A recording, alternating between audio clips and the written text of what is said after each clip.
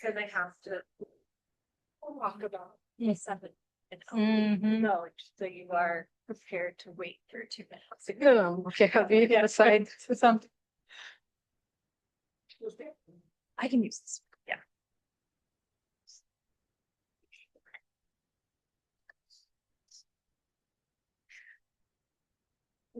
Okay. Welcome all to the first BIOMES talk of the spring academic semester.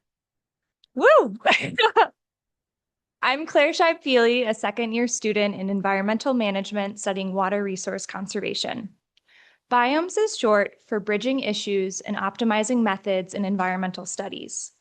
For 15 years, it served as the school's premier platform to bring groundbreaking research to the YSE community. Today's talk is co-sponsored by ELTI, the Environmental Leadership and Training Initiative. ELTI trains and supports people from all backgrounds and sectors to restore and conserve tropical landscapes. I experienced ELTI's incredible training of trainers approach 8 years ago as a Peace Corps volunteer in Panama. This week, ELTI is hosting a cohort of 5 scientists and practitioners from Rwanda. The exchange is centered on tropical forest landscape restoration with a focus on native species and practical field applications of research. Our speaker addressing these themes of restoration today is Dr. Laure Rurangwa, a brilliant conservation scientist and project manager for the Rwanda Forest Authority. Laure holds doctorate and master's degrees from the University of Oxford and her bachelor's degree from the National University of Rwanda. Her scientific focus is on the responses of biodiversity to land use changes and management. In Rwanda's western mountainous landscape lies the Congo-Nile Divide, home to over 1 million people and a richly biodiverse area that separates 2 of Africa's most important watersheds. Laure leads major conservation and resilience building efforts in this area under a 6-year Green Climate Fund grant. She uses approaches spanning from a community ecology to social science. Laure's talk today focuses on avian diversity as a restoration assessment method and takes us across the world to her home country of Rwanda, the land of 10,000. We all will have much to learn from her. Please join me in a warm welcome and murakoze to Dr. Laure Rurangwa.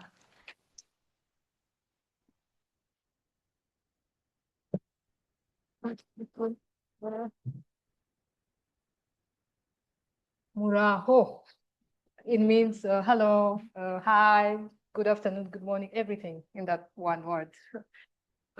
Thanks, Claire, for such a wonderful introduction. I don't know if I want to say anything more than that, but that was really touching.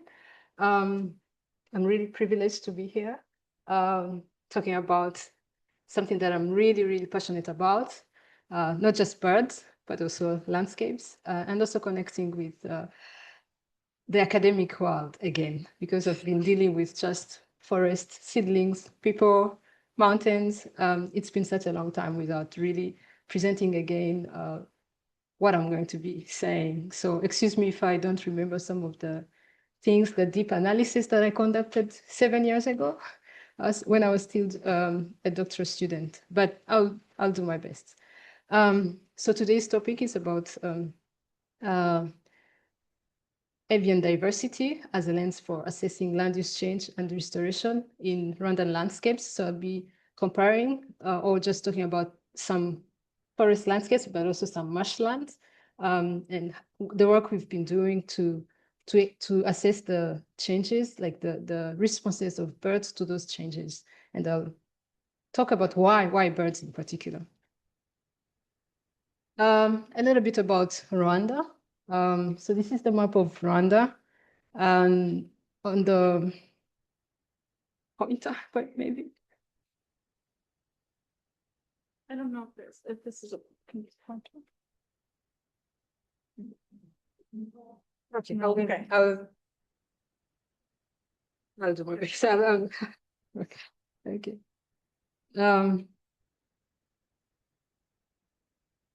So this is a landlocked country. So we're sorry. Just Speak a little closer to you. Oh, Because I think sorry. this is. It's not working. Okay.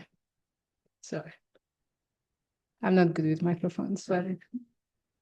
So Rwanda, this is, it's like a drop on the map, but the name means something that expands, something large. And the capital city, Kigali, it means huge. But when you look at on the map, it's really a tiny dot, but that's the mentality behind. It's not the size of the land, it's mainly what we think about it. So it's an interesting country in terms of the biodiversity, the environment. It's a rich landscape. Really, on the western part of Rwanda, where we have like these dark spots in the southern, this is the Nyungwe forest that I'll be talking about, a mountain rainforest. Up in the north, this is where we have the Volcanoes National Park, where we have gorillas. And in between, actually, this was a long time ago, it was connected. It was this huge block of forests, but it's no longer the case. We live there, we farm there. It's really highly fragmented, but the forests are still quite important for biodiversity and livelihoods. So when it comes to restoration, Rwanda really pledged a lot, 2 million hectares compared to 26,000 kilometers squared. It's really, it's what we call from border to border landscape restoration. And most of this landscape restoration will happen, of course, within national parks like Nyungwe, but also in agroforest areas, which constitutes like 60% of the forest landscapes. It's mainly on farmland. Again, it's really a global hotspot for restoration because of the rich biodiversity, endemic species, mostly in the mountain rainforest, but also the benefits because these landscapes are very hilly and we're facing a lot of environmental disasters because of that, because of the unsustainable farming practices that have been happening for a long time. So restoring these landscapes will really be good for biodiversity, for ecosystem services, but also for the people, because this is one of the most densely populated countries in the world. Actually, it's number one on Africa. So restoration is quite important. And one of the early initiatives of restoration happened in Nyungwe Forest. And it's helping, it was what we call assisted natural regeneration, where I'll talk about more about it, but it's one of the initiatives that is interesting even to this point. So what has been happening, it's mainly to these landscapes, conversion to agriculture is one of tea landscapes, pasture lands around Gishwati Forest.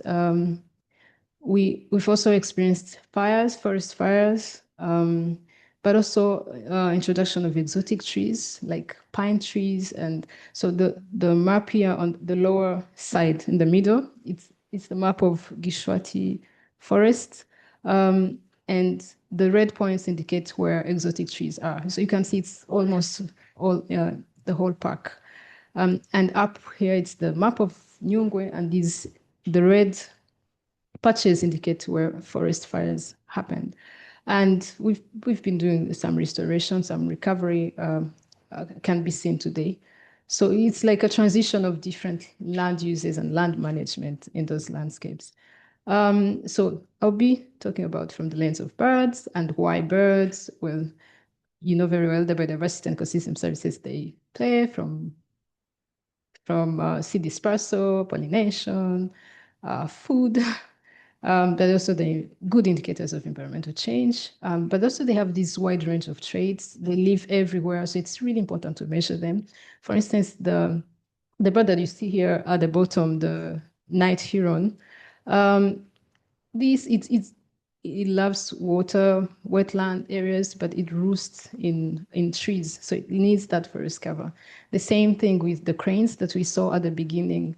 The gray-crowned crane, it's an emblematic bird for Rwanda,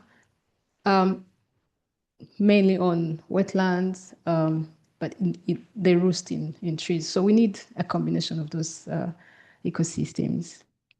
So the studies that I'll be talking about in Nyungwe and in Rugezi, the objectives were to really assess how these transformations that have been happening, how they affect the species composition, the taxonomic diversity, the function diversity, and the phylogenetic diversity.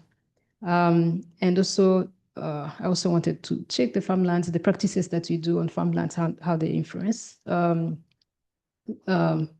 diversity, and also assess some of the restoration in Nyungwe, like their efficacy for now, because I know restoration happens for a long time, but at least now, what do we have? What are we achieving?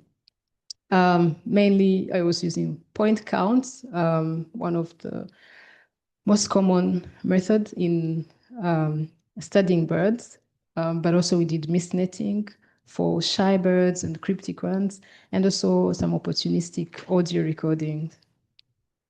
So this is how the Nyungwe landscape looks like. We have on the first picture, it's like these relatively primary forests, less disturbance, but we also have some secondary forests. We have areas that the buffer zones with plantations, pine plantation, the third picture from the right. We have areas that are still covered with ferns from the fires that happened, especially in the 1997 up to 2003, around that period. So we have some areas that haven't recovered and others that were restored through some assisted natural initiatives. But also there's also some farmlands, tea plantations, but also some mixed crop subsistence farming by communities around. So this is like a whole diverse environment, really. It's not just one homogeneous landscape. So this is, we established some different point counts within the park in those land use types. And what did we find? I'm trying to rush because it's a lot of work, and I'll be showing some links to those papers. You can read more if you're interested, but I'll just mention some of the results that are relevant to the work that I'll be talking about later on. So what we found was, even though this is maybe forest within almost the same landscape, you could say, you could see different differences in terms of the species composition across those land use types. The yellow here side, this is the cultivated areas. You can see the kind of distinct from other forest types, but even the forest types, you can see clusters. For instance, this pink, mauve, I don't know how to say, purple, not purple.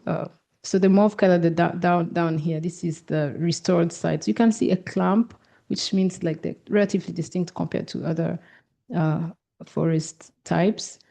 You can see the purple dots here near the yellow ones. You can see this is the buffer zone of exotic trees. You can see they're more related to the cultivated areas than the indigenous forest, the native forests of Nyungwe. So even though it's one landscape, it's not really that you can see in the species composition, there are differences. And these were statistically different, significantly different.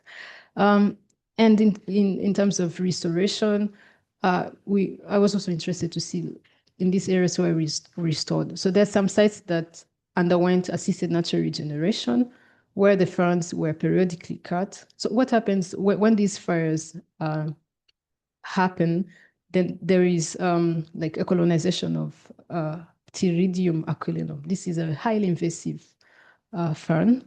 And if you don't do anything, it can stay there even 100 years. And it's not just in Rwanda, but also in many parts of the country, in Latin America. It's a huge problem. So that's the reason why it's being cleared in Nyungwe.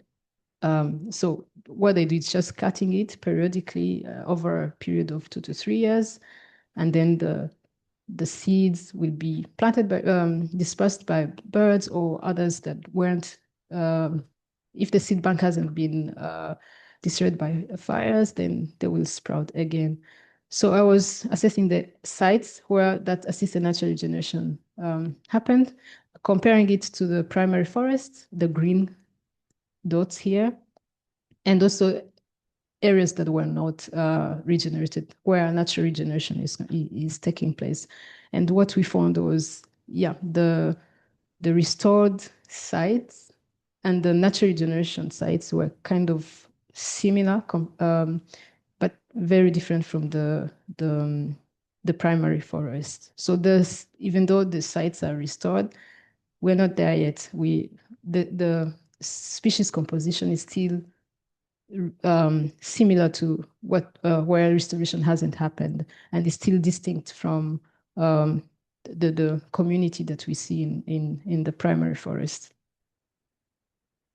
And also, in terms of diversity, the taxonomic diversities, what showed us the differences, like there were reduced levels of avian diversity in the secondary forest, in the fire degraded, in the plantations. All these had very different levels, like lower levels of avian diversity compared to the primary forest. So even though, again, it's one area, you'd think it's one area, you'd think birds fly, but no, the community still, they have been altered. The composition has been altered, but also the levels of diversity has reduced.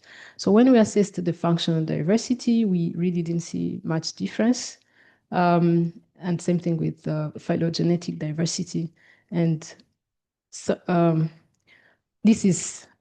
it can be understandable because in tropical forests, you tend to find a lot of species that are very similar. A lot of insectivorous, small sized. So there is this functional redundancy.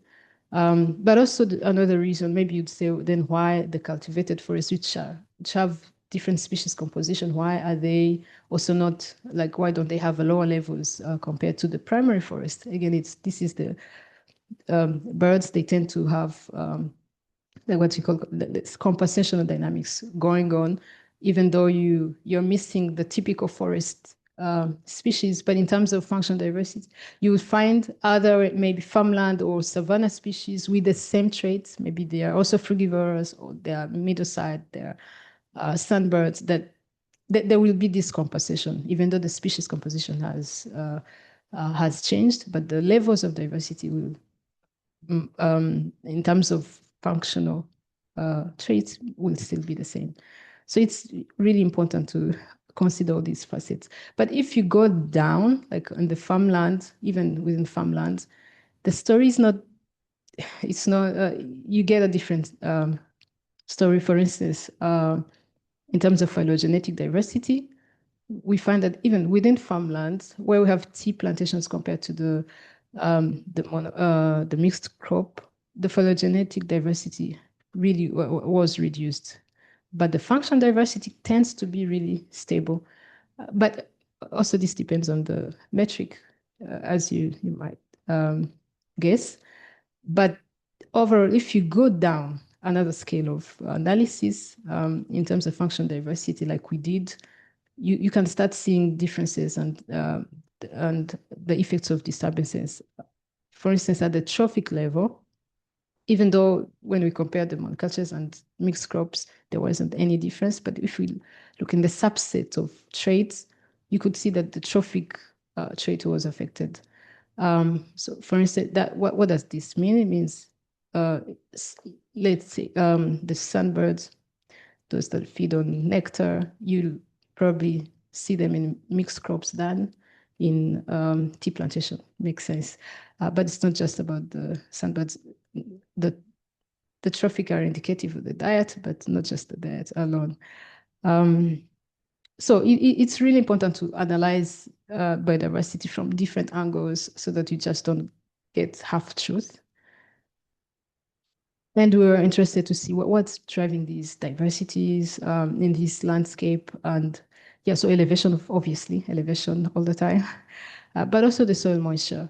And this was really interesting to me. The soil moisture, I was like, this is what, 1,000 kilometers squared. It's not very far, but the soil moisture content it varied from the buffer zone to because of these pine trees.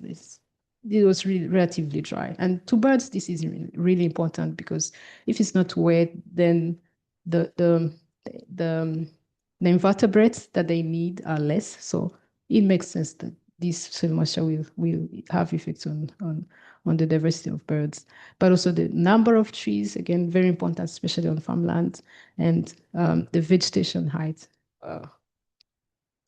And for particularly on farmland, what was driving phylogenetic diversity was mainly the floristic diversity. So not just the diversity of tree species, but also other plants. The higher the mixture that we have, the better for the evolutionary history of birds. And for functional diversity, the number of tree, but also again, the floristic diversity. So what does all this mean for the project that we are doing? We will answer that later. Let me first also go through quickly another study that we did in a different landscape. Rugezi, this is Rwanda's sole Ramsar site, so a wetland of international importance. And this is also in the north part of the country, huge wetland, and this was a good demonstration of the ecosystem, how we really rely on these. We need these landscapes functioning for the betterment of society. There was a crisis in 2005. All over Rwanda were experiencing these power shortages all the time. And it was connected to this marshland. It was being cultivated, tried, and it directly impacted the electricity. So it was really imperative to restore the wetlands, stop the cultivation, but also introduce a buffer zone. But the buffer zone that you can see, like these forests around the peninsulas of the wetland and at the edges of the wetland, it was just one species, an exotic species, alnos. So that also has its social ecological dynamism. But this is how the wetland looks, surrounded by catchments that are settled, that are cultivated, but the marshland, it's mainly a peatland, but also a good source of hydroelectricity power for the country. So similar methods, point counts, some mist netting, acoustic recording, and what did we find? Really a high number of birds. But what is interesting is this bird, the Rwenzori nightjar. This is we know it from the mountain forest of Rwanda. We know it as a rainforest bird specialist. What was it doing in a near wetland? Why? It's that buffer zone of trees. Yeah, it favors the adaptation of such birds. So it was a good finding. Like, we didn't know it extends beyond mountain rainforests. We didn't know it uses non-native tree cover. So that was quite important and forces us to think twice on what we're doing in these landscapes. Another important recording was this papyrus yellow warbler that was believed to have disappeared. So seeing it again, although it was just one individual, it brought hope back that if we continue doing the restoration that we are wanting to do, then there is always a direct reward in terms of the birds that you thought had disappeared will come back. And what the cranes, they're doing really well, and a lot of damages. Who knew that cranes would be really crop raiders, like fearsome crop raiders? But the farmers around, they really don't like them because they come in like a flock of 70 cranes. Imagine 70 cranes in your farm. And for now, the compensation fund only looks at primates and those charismatic. No one thinks that birds can do such damage, and emblematic birds like these ones. But they are, and this again makes us think: what should we do? How it's good that we've done conservation. The birds are back. Now that they are back, all these services they are doing to the community, what do we do about it? But apart from the cranes, then there's also some city callers like Lake Victoria endemic birds, the Alberton Rift endemic birds like this one, the growers warbler. They seem to be doing well, so which shows that the conservation work that has been happening is still favoring these emblematic species. But because there's like uncontrolled levels of harvesting, especially papyrus, the species that depend on papyrus, we couldn't find many. And some of them that are highly good tourist attractants, we didn't spot any, like the papyrus gonolek, this one with the yellow cap.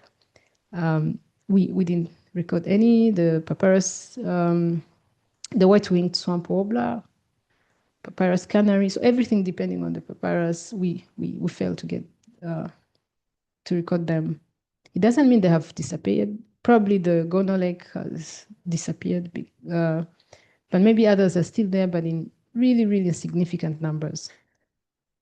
And another important thing we noticed, it's still a preliminary finding. We saw, like, because of this ongoing harvest of cutting the vegetation, we could see that the avian diversity was reducing. It's not sharp. It's not a fall, again, because when the vegetation is cut, there will be other birds that like that. So we see that. But overall, the sense you get from areas that are highly harvested, you tend to see very, very few birds.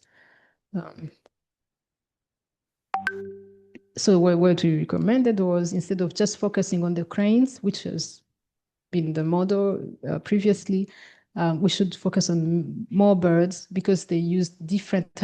That way you will cover the whole landscapes equally. So if you target the papyrus gonolek, you will be targeting the papyrus. If you target Caruthas cisticola, you'll be targeting the so this is not Caruthas, this is the swamp warbler. You'll be targeting the Cyperus. It's a kind of Cyperus that is on the edges that it likes.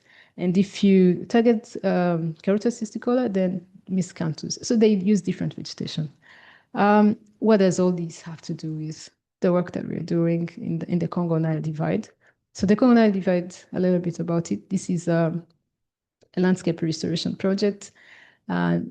We're very privileged that actually some people here assisted in developing, during its the proposal development stage. Amy helped in the crafting of the theory of change, very well written, and has facilitated my work. So I'm the project manager of the Congo-Nile Divide project. It's a multi-stakeholder, multi-partner collaboration that aims to restore this landscape from Nyungwe Forest down here all the way to the volcanoes, trying to connect these landscapes by primarily focusing on the national parks, but also the remnant forest in between, or other key ecosystems that can serve as corridors. It's not feasible, at least now, to just plant trees along this path and make one block of forest, but we can do better. We can do agroforestry. There are a lot of things that we can do right now. And that's what we are trying to do. And how do we do that? We, first of all, we focus on integrated land use management, because of all these changes in the landscape. Some of them happened legally. Most of them happened legally. The cutting of forests for the establishment of tea plantation, that was like maybe a government project. So what should we do? And it's still going on even right now. We can see some forest patches being converted to tea plantation. So what we do now, Rwanda is like really working on its master plans and making sure that they don't just change anyhowly. And the project is assisting with that, especially at this district level, making sure that the district plans, they account for the biodiversity corridors that we will need to restore maybe in 10 years from now. The wetlands that we have are classified as wetlands that we need to protect. So all that kind of work, we're assisting on that. We're doing also forest and landscape restoration in national parks and outside. And we also think about community adaptation, smart farming, incentives when it comes to landscape restoration, work with communities. And this work involves, of course, some contentious subjects, like talking about encroachment. If this is a remnant natural forest, what happened at the map, the official map, we have a high coverage, but on the ground, you see some tea plantations, you see some farmers have encroached. These are discussions that we hold with communities, we hold with the National Land Authority to ensure that we reestablish the original boundaries, but without really creating a lot of grievances from communities and resistance for future landscape restoration. How do we do that? We make sure that these restoration we're doing are driven by the community. They take part, not just as beneficiaries, but we really hold dialogues. How do we do it? Which species do you want? Because if we were to drive it, then we'll just make it as a typical rainforest. But sometimes we compromise and look at the species that they need and that they will use. And all the works to make sure that we're working with the local communities, and we're basing on science. So one thing that we realized during the study of the regeneration of Nyungwe, I didn't get a chance to present it, was that there were very few frugivores using the restored sites. And one thing we suspected was because these sites were kind of like islands, they're not very connected.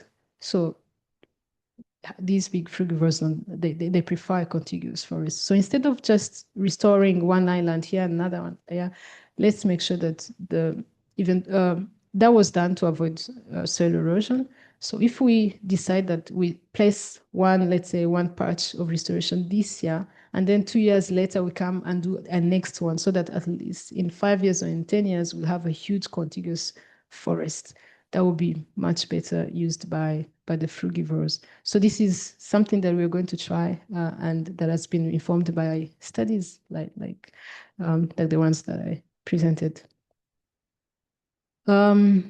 I say that, yeah, whatever we do needs to be driven by community and not just the local community, but all sectors, all people, even the policeman here is planting.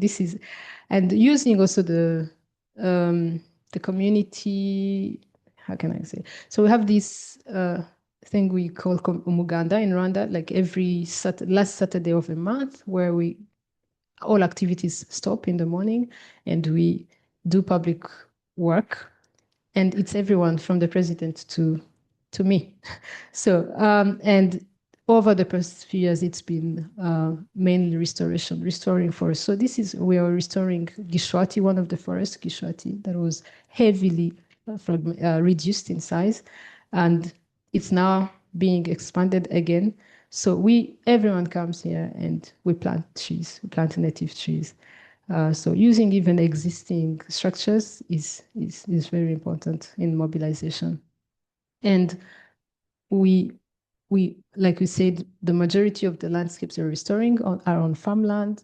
And the mistakes that we've been seeing, people plant trees, but they plant trees when you also need to do terracing. So a project can come and plant trees, and in the next year, another project will come and do terraces and all the trees.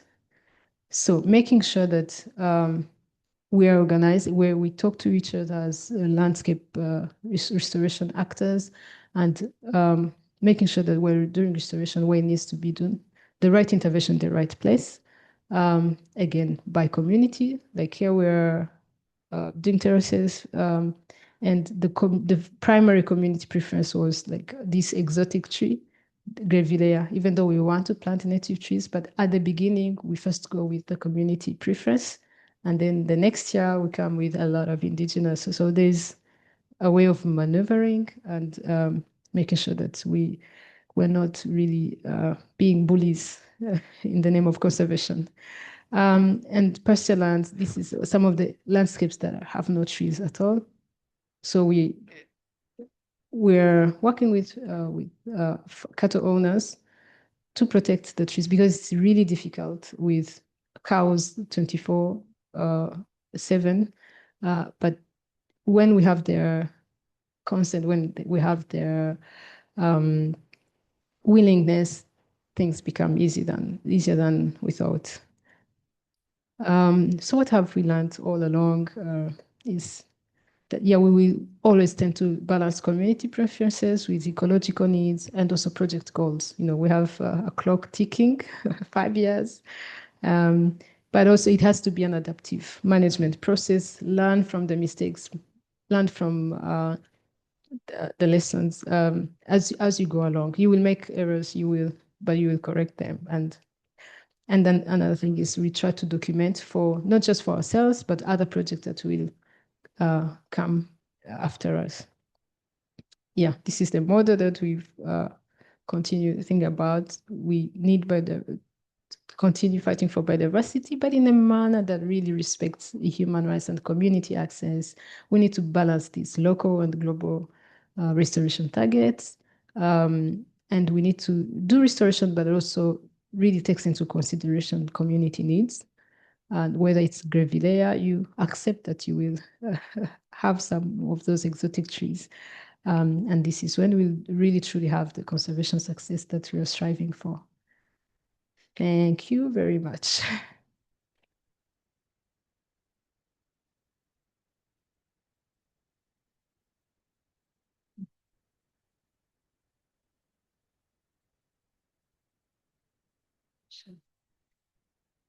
Thank you.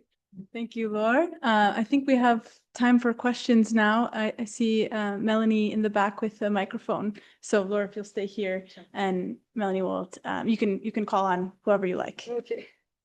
I like everyone. Yes. Thank you.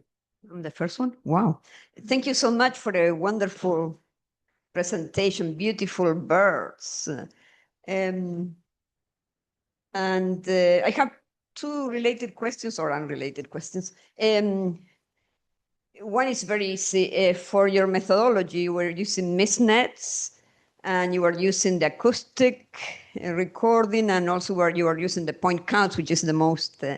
So I wonder if in the graphics that you reported, how are you treating your results? Are you adding up what you get with point counts, what you get from mist nets, and then adding up what you get with acoustic recording? And I'm asking because acoustic recording, as you know, is not as easy to interpret depending on what type of devices you use. It may lead to kind of like, maybe it's a beep, beep, beep, beep, beep, that means something else if no one knows what bird is that, or maybe even a bat or who knows what. So that's important to know for me, because we're doing lots of work with audio recording and mist net, not mist nets. We don't want to get the birds trapped in a mist net, but all these methods, we're using it in our research all over the place. So that's why I'm interested in that. And then just a comment on the Grevillea. Of course, the Grevillea is like a wild card in reforestation and agroforestry. You plant it no matter what, and that little tree will grow in riparian areas, the most difficult situations. So the only comment there is that maybe, of course, they love it because it grows erect like that. It's a beautiful tree and has good timber, everything else. But I wonder if you cannot try to replace it with more research on your native species, because almost in every place there is one native species at least that does the same that the best exotic will do for that site. But people are used to the Grevillea because it's so good. So I'm talking too much, as always. Yeah, so it's really interesting what you say. Yeah, so for the graphs that I've been showing, they were based on the point counts. So the acoustic, we used it just like for opportunistic and for evidence. For instance, if I had recorded the night share and with just point counts, with no backing up of the acoustic, no one would have believed me, because it's far from its usual habitat. So yeah, so acoustic was mainly for education purposes, for evidence, and mist netting because we're collecting these traits, and most of my studies were based on museum specimens. So it's like we're trying to develop a database of living birds. But for the deep analysis, we only consider point counts for comparison purposes.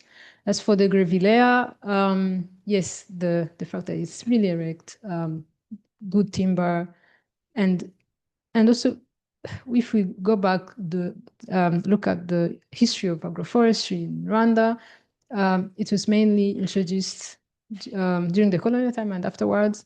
And as agroforestry, no other species was mentioned. It's now that we're trying to show that not necessarily just one native species that can replace eucalyptus or grevillea, a combination of native species will do that work. But it's work in progress. But yeah, grevillea is still there, and we need to still have it. We can not cut down all those trees, but a balance, like a balance, and slowly by slowly. Yes. Thank you. Thank you very much. My name is Rahul. I come from Kenya. I've actually tried to look for the papyrus gonolek twice in Uganda, never found it, so maybe I'll come to Rwanda to find it. But the question I have is, so, I admire Rwanda's conservation structures and this work that you're doing in restoration. I just wonder if you're able to translate that and teach our Kenyan colleagues if there's any regional work that is happening from taking the research that you're doing and bringing it over to other parts of the region. Yeah, starting with Umuganda, it has been like I used to see some videos in YouTube in West Africa. They're doing Umuganda. There's a time Tanzania, and also the ban of the plastic bags. I could see people were saying, "Oh, we learned this from Rwanda." Yeah, if you come to Rwanda, please don't bring a plastic bag. Yeah, but the collaboration in Rugezi, we're actually working with Kenyans. It was actually a big expedition. It wasn't just looking on birds. It's just I was working on birds and coordinating, but I was coordinating the whole project, and we were looking at 9 taxa, including bats. And for bats, it's mainly Kenyans. Paul Webala, I don't know if you know Paul Webala. He was the one leading the bats component and assisting on also on small mammals. Yeah, so we should do more. But yeah, we are trying slowly by slowly. But yeah, there is some collaboration, and I have many collaborators in Kenya, many that I met outside Africa, but we still have that collaboration going. Yeah, so there's that exchange, but we need to be doing. We will do more.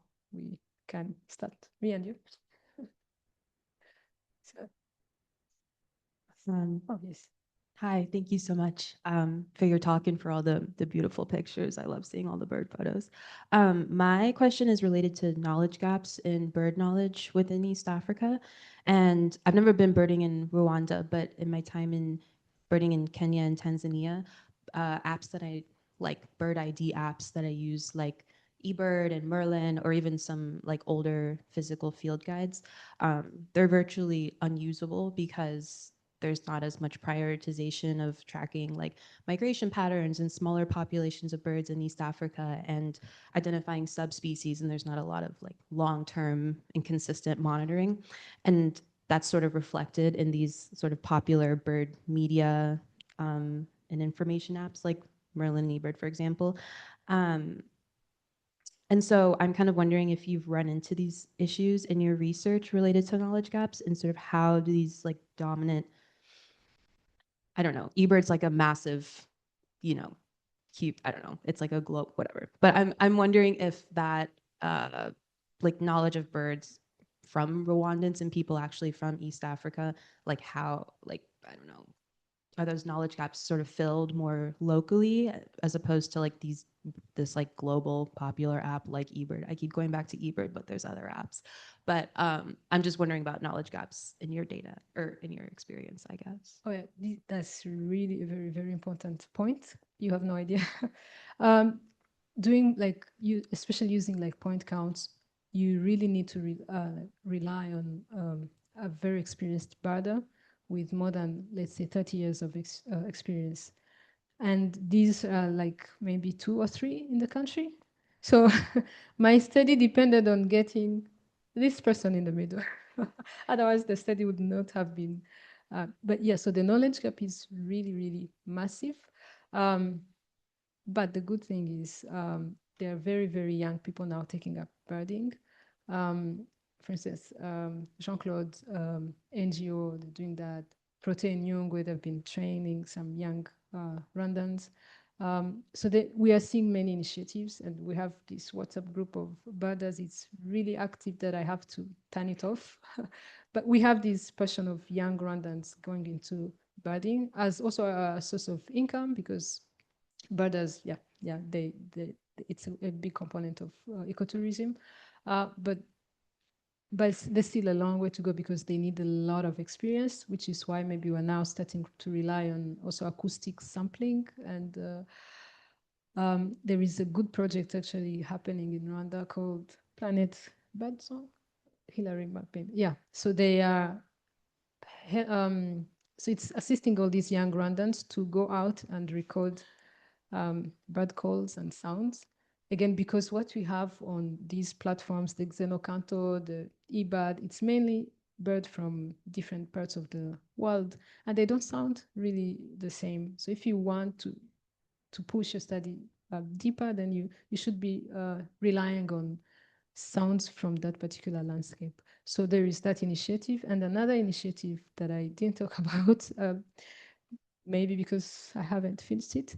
We realize it's also really important that people know the birds in Kinyarwanda, in the Rwandan language. Why? Because of the associations that are linked with the names in Kinyarwanda.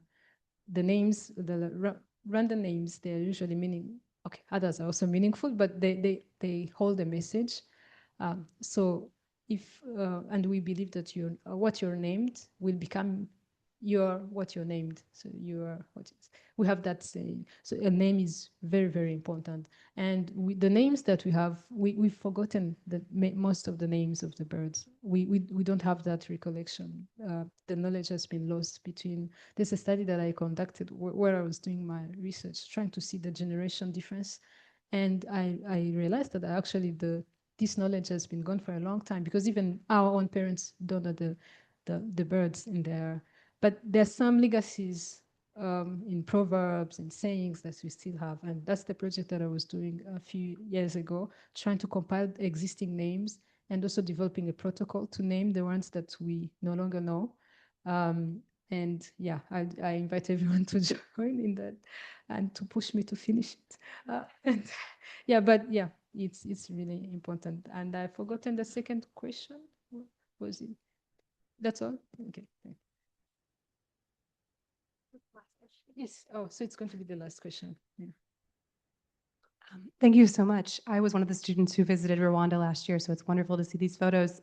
When you spoke about marshes, you spoke about the problems of overharvesting papyrus. I'm just wondering if you can speak a little bit to what is driving that overharvesting and how you're thinking about changing that and better regulating or managing that harvesting process. Yeah. Again, it becomes because we have extensive agriculture, like 80% of Rwandans, if not more, rely on agriculture, and the soils have become really highly degraded. And so extracting the papyruses and other grasses from the marsh, they take them to the cow shade. It mixes with livestock urine, and it makes good fertilizers, organic fertilizers, and increases the productivity of. So cutting that papyrus, that's what has been happening. And because what's left is really just fragments, small fragments of the papyrus, then these papyrus-dependent species are finding that their habitats small and not suitable anymore to live in.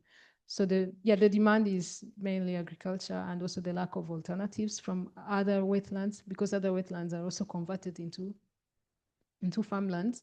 So those resources have become scarce, and and also it has become a business. People are now going to the marsh to harvest for business. If it was just for subsistence, maybe it would be controllable, but now that is a lucrative business, it's becoming, getting out of hand. So that's why we're saying for papyrus, I would suggest even total ban of harvesting, but for other grass, for papyrus and for Cyperus latifolius, the one that the growers, swamp warbler needs, and because of the small size of its distribution across the world is small. It's just those two. I would recommend even total like prohibition, but also making sure that other wetlands we make sure that we have the resources outside the marsh.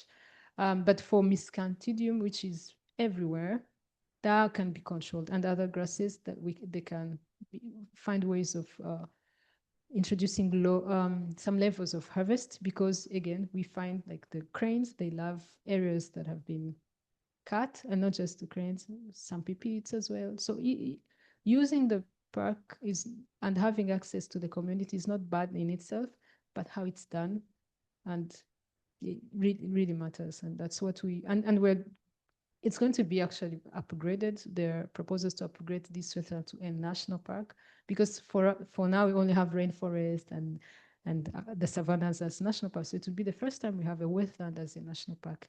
With that higher protection status, then we get more funds and more regulations and more biodiversity and people. Thank you, everyone.